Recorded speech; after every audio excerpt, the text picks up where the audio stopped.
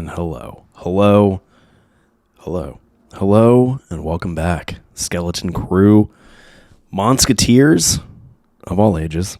Welcome back to Ragnarok. And just continuing on with a little updating the way we do things. Today, we are jumping back into, I guess, a retrospective podcast.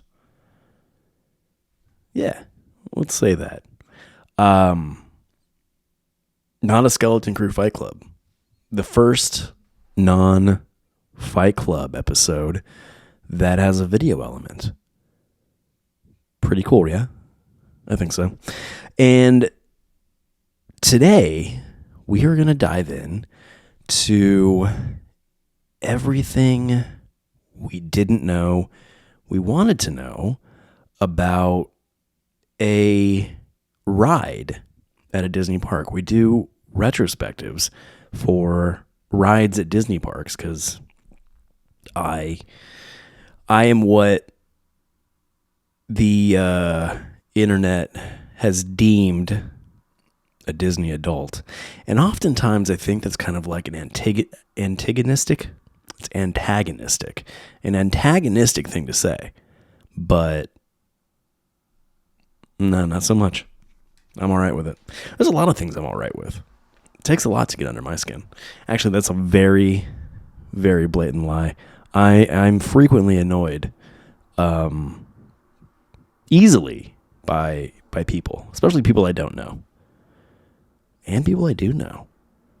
I'm just irritable. I'm old. And look at this. This is what being a dad is.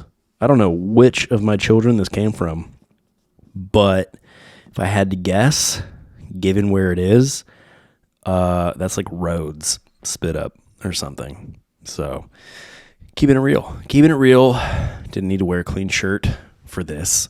This is who I am. This is what I am day to day.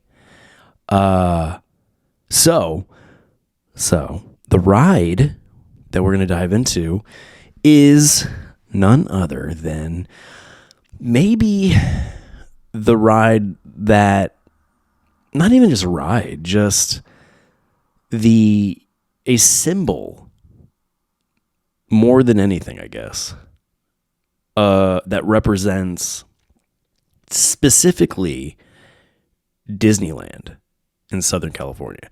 I grew up, for those of you who've been following along for a while, in San Diego, and we would frequent Disneyland.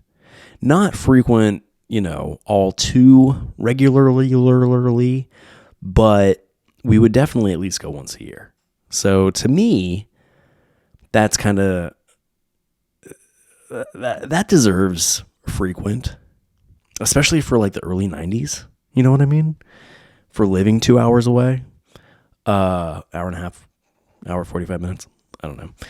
Either way, we went there enough for me to develop a pretty devout and passionate fandom. And to this day, even though I live closer to Walt Disney World, and I wouldn't argue, it's just a fact. It's just a cold fact that in my adult life, I visit Walt Disney World way more than Disneyland. And it's a geographical thing. We're closer to it. We can drive to it. With the amount of children we have, especially now, flying across the country just sounds like a complete and utter nightmare. So yeah, our visiting Disney World more regularly, I don't know why I can't really say that word too well, more regularly than Disneyland is going to continue. But that's kind of like all the more reason to be reminiscent of Disneyland, to sit and think back and remember fondly. So the the ride in question is a ride that, when driving up to Disneyland from San Diego, the first glimpse, the first taste of Disneyland that you get, or that we would get growing up, would be seeing the Matterhorn from the freeway. If I remember correctly, you can see it from the freeway. If not like from the freeway specifically, then exiting the freeway, I feel like you definitely can see it. And maybe it's a false memory, but it's the memory I have. So that's what I'm going to continue believing for the rest of my life. The Matterhorn. So the Matterhorn represented, we are here. I mean, now, especially driving from Nashville to Orlando, the 2-hour drive, 45-minute, 2-hour drive from San Diego to Anaheim seems like nothing.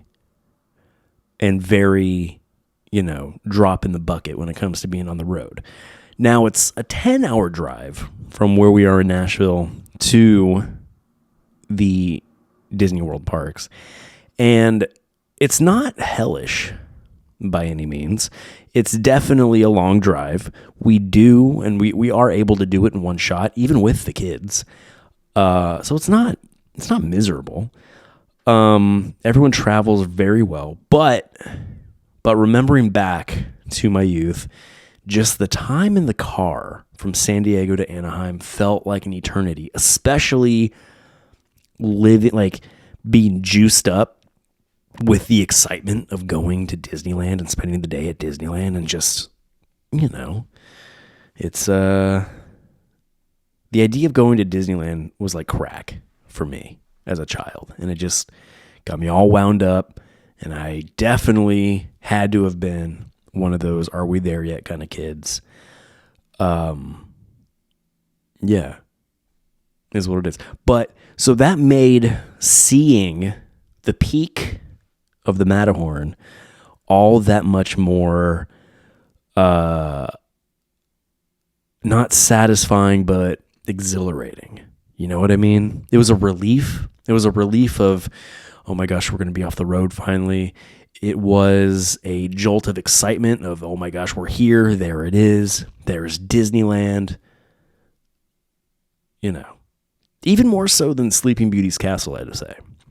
Because the castle, for sure, is, there's no argument that is the focal point, iconic logo, imagery, what have you, landmark that Disneyland is based around.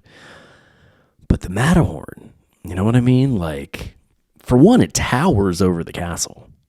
It's just larger than the castle, at least in height. I'd say in width too.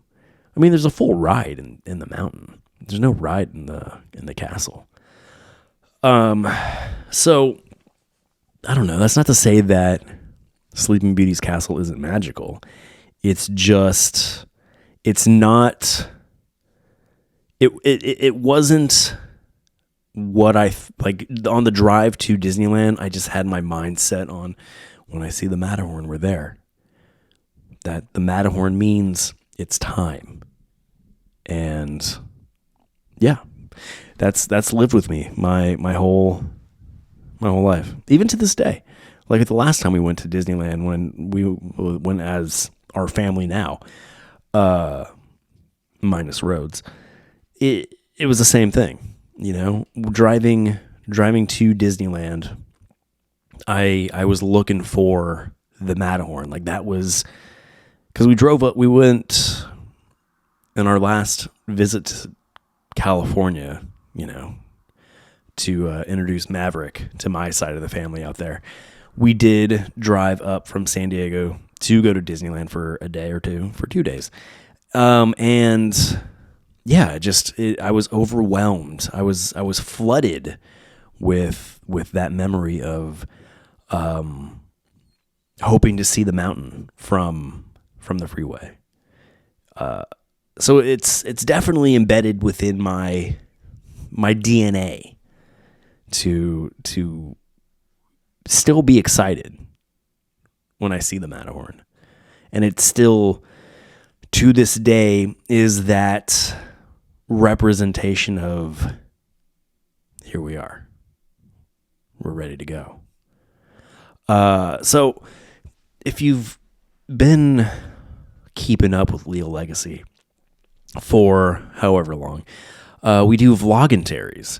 And as part of those vlogentaries, I post ride through video without commentary, without me talking over the video. You'll hear me talking in the video, in the footage. But yeah, I don't know, just something fun. It's kind of time capsule-y, capturing, because they always, they always refurbish and redesign and update these rides. So it's kind of fun to capture a moment in time, Beyond that, though, I do ride alongs where it's the same video, but then I do, hit the mic stand, I do commentary over the footage. So it's like we're riding the ride together, and you just get to hear me run my mouth through it. Now, with these retrospectives, I want to do, I'll still post like the ride throughs and such, maybe ride alongs still with the vlogentaries. Vlogentaries aren't going away per se, but I think incorporating it into a podcast is a pretty cool idea. No? So this retrospective, we're going to dive in and go into everything you didn't know you wanted to know about the Matterhorn. And if you're watching the video version of this podcast on, wherever you stream video, I'm gonna put the ride footage in the video, so it'll kind of be like a ride along within the podcast. I think that's pretty cool. Maybe we'll see. We'll see how it goes. This may be the only time we do it, but at the same time, it might not be. I've become so accustomed lately to doing Skeleton Crew Fight Club episodes that I didn't want to lose sight, or I didn't want to lose I don't know, just like the other branches of Ragnarok. So we'll see. We'll see how this goes. And you know what? I'm probably going to do some Fight Club episodes where like comparison videos. You know what I mean? Like, here's this ride version at Disneyland, and here is the same ride at Magic Kingdom, and like compare the two. Maybe that'll be like a versus. That's a pretty cool idea. So we'll see. But that's not today. That's not right now. Right now, we are going through the Matterhorn. So I burped a little bit. Dive right in. Okay. Let's see. So the official name actually is Matterhorn Bobsleds. Matterhorn Bobsleds are a pair of intertwined steel roller coasters at Disneyland in Anaheim, California, and is modeled after the Matterhorn. Imagine that. The Matterhorn is a mountain of the Alps standing the main... Wait. Oh, see, that's not the word. That's why it wasn't making sense when I was reading it. The Matterhorn is a mountain of the Alps straddling the main watershed and border between Switzerland and Italy. Oh, it's by Italy? I didn't know that. It's a large, near-symmetric pyramidal peak in the extended Monte Rosa area of the Pennine, Pennine, Pennine. How do you say that? Alps, whose summit is 4,478 meters, or 14,692 feet high. And I'm not going to continue on. But it says making it one of the highest, I guess. I don't know, making that part up. It's high. It's up there. I didn't realize it was on the border of Switzerland and Italy. I never would have guessed Italy. Don't know why. Just bad at geography, I guess. Let's see. It is back to the ride and not the mountain. It is the first known tubular steel track roller coaster located on the border. So many borders between Tomorrowland and Fantasyland. It employs force perspective to seem larger. Lots of force perspectives going on within the Disney parks, making things that aren't as big seem much bigger. Magic. It's Disney magic. My tea is in the Goldilocks zone, by the way, in case you're wondering.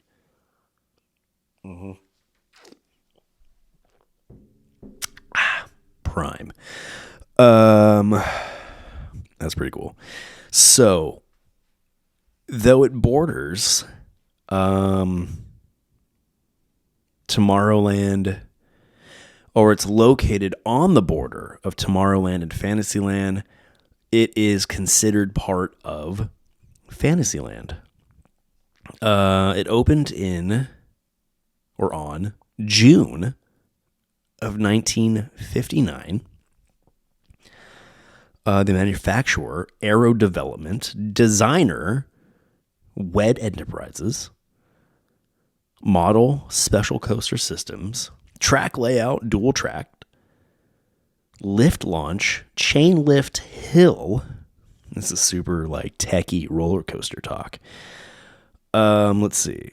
This is interesting. It looks like the dual tracks, the tracks are considered the Tomorrowland track or the Fantasyland track. Interesting. Now, the Tomorrowland track and Fantasyland tracks are both 80 feet in height, so they go the same amount up, but the length of the tracks differ. The length of the Tomorrowland track is 2,037 feet, or 620.9 meters for those Metroids.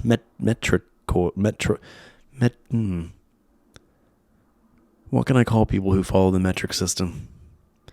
Because I have some pals across the pond in the UK. Shout out Thunderbolt, Wakefield, and BJ, Gaz. The Talk Nerdy homies. And what are you doing now, Wakefield? Horror Homeschool? Go check out those podcasts. Are you doing any other ones, Chris? Anyway, years later, decades later, when people are still watching this, they're going to be like, huh? Or they'll be like, oh, I didn't know he knew those guys. Anyway, I got distracted. So, yeah, the Tomorrowland track is 2,037 feet, or 620.9 meters. I'm going to say Metroids for the metric folks, Metroids. And then here's a little fun fact. The Fantasyland track is 2,134 feet long, or 650.4 meters. That is incredible. So if you happen to get to ride the Fantasyland track, you get almost 100 feet more ride. I wonder how noticeable that is. That's interesting. That's some fascinating. That's something I didn't know I wanted to know. Speed, 27 miles per hour. Inversions, 0. Duration, now here you go. Now it does possibly make a noticeable difference. The Tomorrowland track duration is 2 minutes, 7 seconds. The Fantasyland track is 2 minutes, 26 seconds. You get a whole 19 more seconds of ride if you're on the Fantasyland track. Fascinating. I didn't know they differed so much. I never even considered them being different. You know what I mean? You know it's a dual tracked when you're there. But I guess you don't really consider like there would be any differences. Or at least I didn't, but I'm kind of dumb. So whatever. Trains. So there are 20 trains with 2 cars. Riders are arranged one across in 3 rows for a total of 6 riders per train. So, interesting. 20 trains, 2 cars. Riders are arranged one across in 3 rows. Now,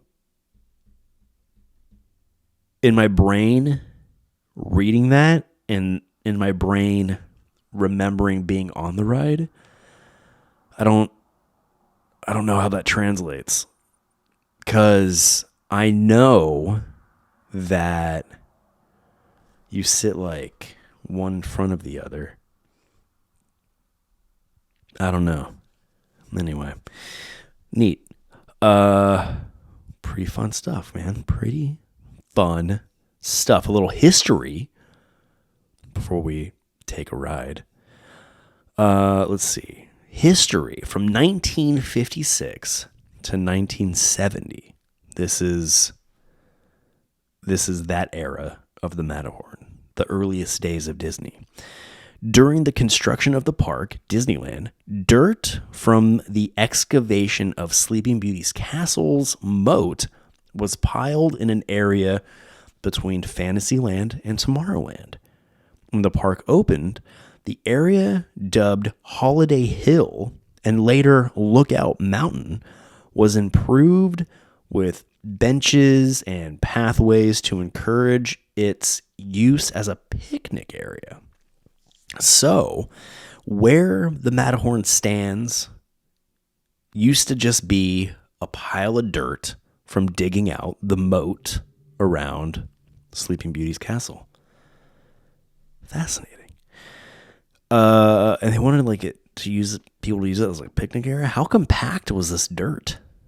Could you walk on the mound? Or did you just walk around the mound? And it's called Lookout Mountain or Holiday Hill. That's pretty fun.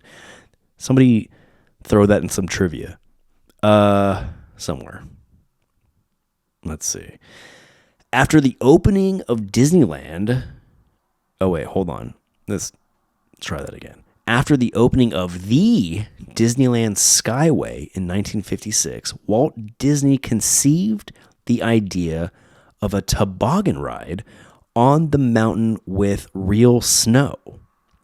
That would be very difficult to do in Southern California, but the logistics caused vehement objections by Disneyland construction chief Joe Fowler. I wonder if Joe was like, look, Walt, I know you want a bobsled ride or a toboggan ride on this mountain, Lookout Mountain, at least this area. Well, it says ride on the mountain. So on this mound of dirt, you want to do a toboggan ride with real snow. So what I'm picturing in my head is covering Holiday Hill or Lookout Mountain or whatever this mound of dirt. I was going to say whatever it was called, but I just gave you the 2 things that it was called. So this mound of dirt, moat mountain, Disney wanted to cover it with snow and make it a sled kind of ride, attraction. And then Joe Fowler was like, yo, this is Southern California. Do you know how complicated and difficult it's going to be to maintain snow on this mountain, on this mound of dirt, with people walking all over it and sledding down it, and it just being Southern California, the heat, the sun, like it's going to just be a giant mudslide, which also sounds like a good time. Let's see. In this period, the hill began to be known as Snow Hill. By now, instead of being a place for picnicking, the hill had come to be used primarily as a nighttime lover's lane. Oh my goodness. So if you go to Disneyland back in 1956 and you are with your someone special, you could go hide behind or around Lookout Mountain. And, it's a place for nighttime lovers. This, apparently, was much to Disney's dismay. I get that. You're not going to want, creeps hooking up at your park behind this mountain of dirt. I get it. Disney's not a place for that kind of thing. The Disney parks is not a place for that sort of lewd behavior or activity. Let's see. New Wild Mouse style roller coaster got the attention of Disneyland executives who began to consider applying this emerging technology to the creation of a toboggan-themed coaster ride on an artificial mountain at that site of Lookout Mountain, the Lover's Lane of Disneyland.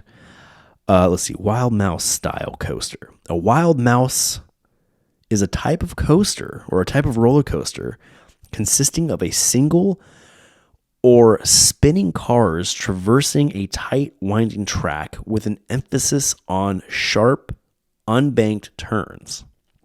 The upper portion of the track usually features multiple 180-degree turns, known as flat turns, that produce high lateral G-forces, even at modest speeds. So it's kind of roller coaster that you would see at like a county fair. That's interesting. So that was new technology. Then they're like, we need a ride like that. Hey, how about that mound of dirt? Let's put one there. I just like they took out all the dirt to build the moat around the castle, and Disney was just like, yeah, just leave it there. We might need it one day. I mean, that's a man who sees a bigger picture. That's for sure. Never get rid of your dirt. It's the Disney way. Let's see. The Matterhorn Bobsleds have a striking resemblance to one of the oldest roller coasters in the world. Oh my gosh. Ratschubanen. Rutschubahnen.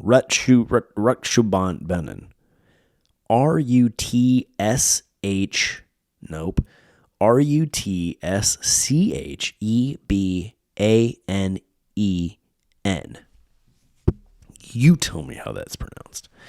However that's pronounced, is an amusement park and pleasure garden in Copenhagen, Denmark. The park opened August 15th, 1843, and is the third oldest operating amusement park in the world. Wow. So, I guess there was a ride at that park that is that the Matterhorn Bobsleds strikingly resembles. Let's see. I guess at that park, the roller coaster, oh my gosh, was known as Bjørgenbanen, or is that the park? Oh no, that's the ride, I guess. Bjergbanen. You tell me how that's pronounced. In parentheses, the mountain coaster, which opened in 1914 and still operates with a rider on each train braking the car on each hill. Oh, got it. Okay, so on the ride, one of the riders is braking the train. It's like you're in charge of slowing yourself down. That's how I read that. That's crazy. Okay, so similar to there's that Rauschenbeinen word again. At the Tivoli in Copenhagen, Denmark, which predated it by nearly half a century. The top of the Matterhorn Bobsleds ride is also an icy scene, and the snowbirds and the interior featuring the abominable snowman are quite similar to the design. So it sounds like there's another snowy mountain ride with abominable snowmen out there in Denmark. That's what I got from that in my poor dyslexic reading out loud. That's cool. That's cool. Well, you know, the most sincerest form of flattery is, what is that? Imitation is the sincerest form of flattery. Okay, anyway. The structure was also intended to act as a decorative overlay to camouflage the central pylon of the Skyway. Okay. Use of the Matterhorn, both in style and name, grew from Walt Disney's extended vacation in Switzerland while filming Third Man on the Mountain. In a moment of inspiration, impressed by the beauty of the real Matterhorn, Walt grabbed a postcard of the mountain from a souvenir stand and sent it back to Imagineer architect Vic Green with the message, Vic, build this, Walt. Oh, wow. Still coming off that sinus infection. That's hilarious. Vic, build this, Walt. I mean, he's a man of few words, but very direct instruction. This resulted in the merger of the toboggan ride concept with the idea for a bobsled coaster ride that would run around and through the structure. The peak was first shown in a conceptual drawing that was once on display at the Disney Gallery. I wonder where that is now. Imagineer Bob Gurr was responsible for designing the track plan and has said that it was the hardest project that he has ever worked on. He began working on the attraction in mid-1958 after finishing preliminary work on the submarine voyage. American Bridge Company was responsible for constructing the steel structure inside the Matterhorn. In 1936, they built the Bay Bridge that connects Oakland to San Francisco in California. So the same folks that built the Bay Bridge were responsible for providing the steel structure for the Matterhorn. What a fun little tidbit of not just Disney history, but California history. The view to the northwest shows a corner of the now defunct Junior Autopia, which would be replaced by both the Matterhorn and the submarine voyage attraction the following year. The Matterhorn opened on June 14th, 1959, one of three major new Tomorrowland attractions that opened that year. Now, we just saw and covered earlier that technically, I guess, the Matterhorn, per this, is a Fantasyland attraction. Well, here, they're lumping it in with Tomorrowland attractions, saying it's a Tomorrowland attraction. So who do we believe? If it's on the border, I guess it really could be both. I don't know. Built by coaster builder Andrew, one more time. Built by, I said Andrew. And when you find out the word, I thought, like, it's dyslexia. Built by coaster builder Aero Development and WED Engineering. It was the world's first tubular steel roller coaster. It consisted of a wood and steel infrastructure surrounded by man-made rock. Starting with the 1961 holiday season, a revolving star stood atop it. That's cool. They do put it, yeah. I think I remember. Do they still do that? Do they still put a star at the top of the Matterhorn? I do remember seeing that at some point in my youth. Let's see. Trees could be seen on its sides. By making the trees at higher altitudes smaller, the Imagineers used forced perspective to augment the mountain's height. Waterfalls cascaded down its sides and frequently sprayed riders. Inside was a large open space through which the bobsleds traveled. The peak had numerous holes in its exterior through which the bobsleds exited and re-entered. Though the space within was not elaborately themed, with the infrastructure only minimally disguised as rock, the Skyway passed through the center of the mountain via a pair of openings on the Fantasyland and Tomorrowland sides. Skyway riders could see down into the Matterhorn's interior as they glided through.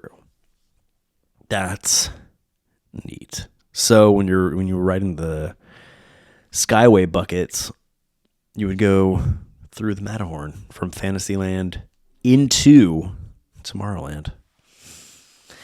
I have memory of riding those Skyway buckets, and I mean, I'd imagine that they still went through the middle of the Matterhorn. Now there's no hole in the Matterhorn because there's no Skyway going through it anymore, from what I'm remembering. Mm-hmm. So that's fun and interesting. Let's see. 1970s. In the early 1970s, the ride was officially made part of Fantasyland. Okay, so up until that point, it was considered a Tomorrowland ride. And then in the 70s, it was officially made part of Fantasyland. But this was merely a prelude to far more significant changes. In 1973, the revolving star at its top was removed, in part because of the 1973 oil crisis that had hit the U.S. So maybe I don't remember a star being at the top of the Matterhorn, but my brain kind of tells me otherwise. But my brain consistently can be pretty wrong. Anyhow, in 1978, the Matterhorn received a major refurbishment. Most notably, the hollow interior space was broken up into a number of small, icy caves and tunnels with far more convincing theming. A grotto filled with glimmering crystals was added near the top of the lift hill. Some holes in the mountain's skin were filled in as well, including the two large openings at the top of the hill that had allowed guests to briefly glimpse the entire southern part of the peak. Artificial screens. Oh, no way. Artificial screens were placed at the top of the lift hill. Interesting. Another major addition was an abominable snowman whom the Imagineers dubbed Harold. It appears as three similar auto-animatronic figures that roar at bobsledders. The first is visible from both tracks at the point where they diverge. The other two are visible only from their respective tracks. Each track also features a pair of red eyes that glow in the dark shortly after the lift hill while the snowman's roar is heard. The roars can be heard from ground level as well, even over the recorded howling of the alpine wind. The bobsleds themselves were also changed from the original flat luge. The original flat luge-like multicolored two-seaters two rounder white cars decorated with orange and red stripes, and from single cars to two connected cars. Okay, so they did update the seating in the 70s. I just burped again, excuse me. That's very rude and disgusting. I'm so sorry. Let's see. Oh, look. All right, now we're in the 90s. So from the 1990s to the present, the Skyway continued to travel through the mountains. See, I knew I had memory of this. So in the 1990s to present, the Skyway continued to travel through the mountain, but its passageway was no longer enclosed in similar, or hold on, let's start over because I botched that. The Skyway continued to travel through the mountain, but its passageway was now enclosed in similarly themed ice caves. Following the closure of the Skyway in 1994, so I definitely rode it through the mountain before, the cavernous holes through which the Skyway buckets had traveled were partially filled in. The holes in the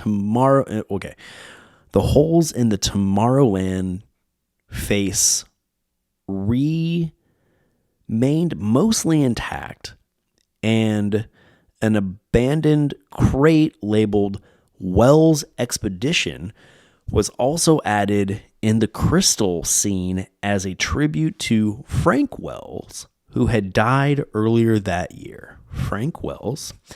Franklin G. Wells was an American businessman who served as president of the Walt Disney Company from 1984 until his death in 1994. Well, rest in peace, Frank. Let's take a moment to remember Frank Wells.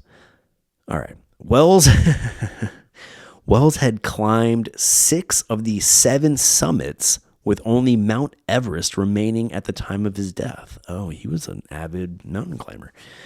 At the end of the lift chain, a projection of snowfall was added, with the exception of the filling of certain holes. The mountain's original external structure remained largely unchanged. Several small refurbishments occurred between 2004 and 2005. In 2004, the safety spiel, formerly heard, spiel? Anyway, and yeah, I'm going to say spiel. In 2004, the safety spiel formerly heard on the lift was moved to the break where cast members inspected seatbelts. The original spiel, recorded by Jack Wagner, was re-recorded by an actor with a German accent, but Wagner's Spanish spiel is still heard. That's the "Remain seated, please. Permanente sentado." The unloading spiel was also changed in 2005 from "Remain seated, please" to "Please remain seated with your seatbelt fastened," which was used in breakdown spiels. The loading station was revamped with new decorations, including new flowers and new loading gates. Additional fences were added to the catwalks. Safety first. The Matterhorn was closed on January 9th, 2012 for a 6-month refurbishment. The mountain was renovated, receiving new paint externally and some repairs internally. The vehicle seating arrangement was also modified to accommodate a single passenger in each seat rather than a lap sitting arrangement of 2 riders. The lap sitting arrangement is what I was remembering, but not from our last trip. I do remember that it is 1 per seat, but back in the day, it used to be like one in front of the other. And if you happened to be the bigger person, that meant you were sitting in the back and the smaller individual was in the front. I'm not a tall guy, so on rare occasion, though, I would ride with somebody shorter than me. I would be the back, and let me tell you, they sit like in between your legs. So herky-jerky, like stopping and braking, would slide the person in front in between your legs, and at least from a male standpoint, was uncomfortable. It was a jostling like to the nethers. Yeah. So let's see. Lap seating arrangement of 2 riders. Okay. This resulted in 3 individual seats within each bobsled, with 2 cars linked for a total of 6 guests, similar to the configuration of the trains at Walt Disney World's version of Space Mountain. True. The new bobsleds were painted red, blue, and green, and the ride reopened on June 15th, 2012. As a result of the new trains, the height requirement was raised to 42 inches, or 170 centimeters, from its original 35 inches, or 89 centimeters. Other smaller changes were made, including the addition of wooden fences on the catwalks and a single rider lane. The main abominable snowman animatronic at the top was given a movable jaw, and the main roar was now much louder. It was toned back down around October of that year, 2012. The entire mountain exterior received a facelift for only the second time. The first scene when the attraction was originally built, scaffolding was erected all the way from the base of the mountain to the top. The mountain had been repeatedly repainted through the years, resulting in a mostly white Matterhorn mountain with the appearance of snow. But in 2012, the entire mountain was made bare again and carefully painted in a style more faithful to the look of the real Matterhorn, with more snow places on the northern side and less on the southern. You know, when I was younger, I do remember the Matterhorn being much more like vibrantly white. And now it does look more like natural snowfall and kind of, you know, a more natural pattern of snowfall instead of just like a stark white mountain. For the first time since the Matterhorn's early days, the mountain's base was mostly snowless. In the past, the snow on the mountain's surface was merely white paint. For the refurbished ride, Glass beads were mixed into the paint to reflect sunlight like real snow. Imagineer Jim Crouch was the rehab's art director. The mountain climber performers also returned after the refurbishment. In this history breakdown, we didn't even know that the mountain climbers were ever taken away, or they even existed. But they did. They did have people climbing the mountain. Let's see. On January 5th, 2015, the attraction was closed for an extended refurbishment to prepare for the park's 60th anniversary. It reopened on May 22nd, 2015, with new special effects and updated animatronics.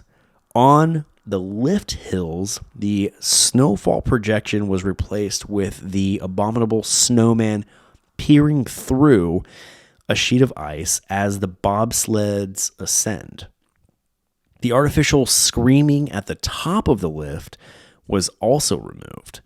The red eyes were removed and replaced with the snowman roaring with the sound that he's pushing the bobsleds.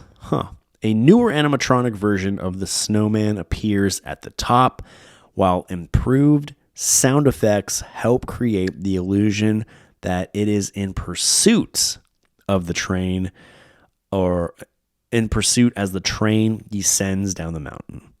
Disney's Fast Pass ride system was added to the attraction on April 2017. The Matterhorn once again closed on July 30th, 2018 to redesign the waiting queue, and reopened on November 16th, 2018. The front of the old Matterhorn entrance was reworked to accommodate a larger line queue area. Wow. Pretty fantastic. Is there anything else that we need to go over?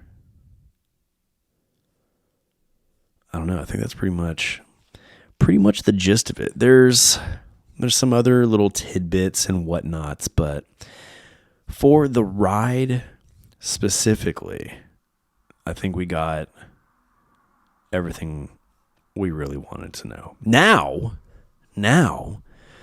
for the video viewers, and maybe this will translate on the audio only as well, we're going to go ahead and take a ride together on the Matterhorn. So let me get that pulled up if I can. I no longer need you, so you can go away. You can go away. There it is. Here we go. Uh-oh. What's going on here?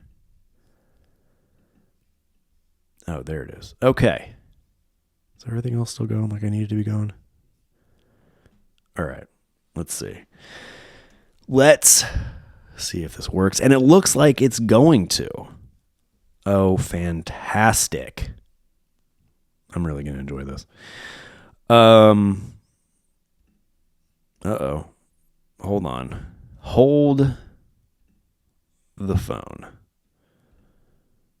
for one hot second. If everything is still going on that end, then we're fine. But if not, we're not. Okay, we're fine. Okay. So let's do this. This footage is from our family trip to Disneyland back in March 2022. I shot it in a different frame rate. So hopefully that doesn't, mess anybody up, but it might. Hey, look, there's Baney. Baney's making a cameo on the podcast. It's pretty exciting. Look at it, see? You can kind of see behind the trees there. Look at that shot. I was really proud of that shot.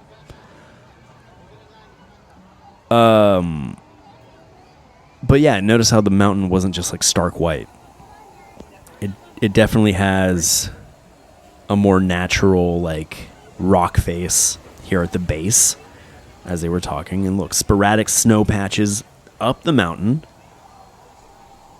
It's hard to imagine that whole like that big structure just blindingly white at this point, at least.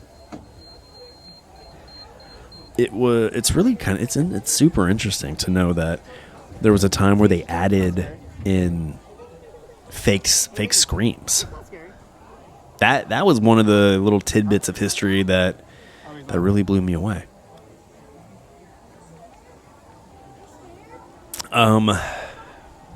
Speaking of Baney, he wasn't into it. Don't know why. I really don't know why. He's into Space Mountain and Big Thunder Mountain, but for whatever reason, the Matterhorn, had him a little shook. And I think it's mostly due to the abominable snowman. He doesn't enjoy being screamed at by animatronics. He has a similar reaction to the Everest ride in Disney's Animal Kingdom. Oh, you hear that? You hear the Spanish version of the remain seated? Is that what that was? So here we go. Darkness. This must be what it looks like for the audio-only listeners. Completely. I imagine you're listening to this with your eyes closed. Maybe it's not. Okay, so there's the little glacier part. We heard the abominable snowman kind of around. There was another little growl we heard. It's a lot of time that you spend. Oh, you hear him? Oh. So there's broken down bobsled. I remember the old school animatronic was much more... Oh, look at that. Yeah. It was much more not stationary, kind of more stagnant-y. Not a lot of motion to him. Still intimidating, but the current abominable snowman animatronic is much more intimidating. I'm wondering which track we're on. Was it the Tomorrowland track that we were on? Because we did pass a portion where we were able to see Space Mountain. So I would imagine that this is the Tomorrowland track. I suppose we could time the ride. And gauge from there. Look, and that was more Tomorrowland over there. So this must be the Tomorrowland track. I accidentally lied to Bane while riding this ride. I told him that we were out of the darkness and we weren't going to see the abominable snowman again. I'm a bad dad because there's the abominable snowman again, and here we are back in darkness. To be fair, when I told him that, I genuinely thought we were done. I really did. And there we go. Sploosh. You feel like you're going to get wet, but you don't really. To my memory. At least on this track. Maybe on the other track you do. And there we are. See, okay, so that felt a little shorter. And if we look left, I think... Oh, no, there's the teacups over there. I don't know. I'm going to say that this was the Tomorrowland track. If you know better than I do, let me know. And let me know how you can tell. Can you see Space Mountain from the Fantasyland track? I don't know. I don't know, but that's something I'm going to keep in mind the next time we go. And I'm going to definitely... It'd be fun to ride twice on each, once on each track and get footage of the differences. But yeah, it was a blast. Still, to this day, one of my favorite rides of all time. And not because it's the most thrilling, necessarily. It really is just more that it's the most nostalgic. One of the most nostalgic. I just love all of it. I love all of it. So much so that I podcast about it. Now, I hope you enjoyed this version of a Ragnarok retrospective for the Matterhorn. I've come to realize that whenever I go to these parks, I'm gonna vlog footage. I'm gonna collect footage. So maybe there will be a time where we revisit the Matterhorn in our retrospectives. Maybe we'll go over all that information again. Maybe I'll go over information I didn't cover in this one, and we'll do like a Matterhorn round 2 or 2.0 or whatever, what have you. For the footage that we just saw, or you just listened to, we do have the standalone ride through available at leallegacy.com in our vloggantary portion of our site. Just go to Vloggentaries, ride through, boom. You can ride the ride, go through that ride experience without me talking over it or running my mouth or whatever. Or there is a version where I do talk over it and I call it a ride along. Also available at leallegacy.com in our Vloggentaries section. Yeah. And look at that. We hit conventional podcast duration. I think it worked out pretty well. Yeah, more to come like this. I liked it. I liked doing it. I liked having the video aspect of the podcast. I liked being able to splice in the video of the ride. All in all, I'm going to say it's a success, and we'll just keep doing it. Or something. I don't know. There's always going to be something to do. We are in our prime timeline going back to Walt Disney World. So I think I'm going to collect footage again of these ride experiences with the intent and comprehension that I'll likely use that footage for further retrospectives and whatevers. I like the idea of doing versus like Disneyland's Small World versus Magic Kingdom's version of Small World. I don't know. Who knows? This is Ragnarok. This is commentary on all things rad. So we're just going to get rad about everything, whenever, wherever, however. And all of that, all the radness can be found at leallegacy.com. And everything Leal Legacy related is always and forever brought to you by Skeleton Crew. Skeleton Crew, for those of you like-minded individuals out there who want to show your support for the Leal Legacy, join our Skeleton Crew. And all you got to do is just go shop this shop. One day I will have a join the Skeleton Crew option, and maybe one day soon. I just got to figure out the logistics of it all. But for now, leallegacy.com/shop. Go around our Skeleton Crew store. We have a Disnerd for those folks like myself and the rest of my family who are very nerdy about Disney. There are Skeleton Crew Disney-themed designs that if you're a Disney adult or a Disney kid, just a Disney fan, just a Disnerd, you'll be into it. And there's nothing cooler than strutting around the parks rocking your Skeleton Crew gear. For instance, specifically related to this podcast.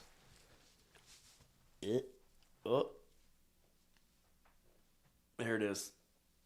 For the video watchers, you can see it. For not video watchers, I'm wearing my Ragnarok Monsketeer tee. Are you a Monsketeer? I think you are. And I think you should get one of these shirts. Or hoodies. I think we have hoodies available in this with this design on it. You know what? It's a Ragnarok Leal Legacy Skeleton Crew staple, and our little Monsketeer emblem will grace various pieces of apparel and accessories for the remainder of time. So yeah, best way to support us is to be a member of the Skeleton Crew and a supporter.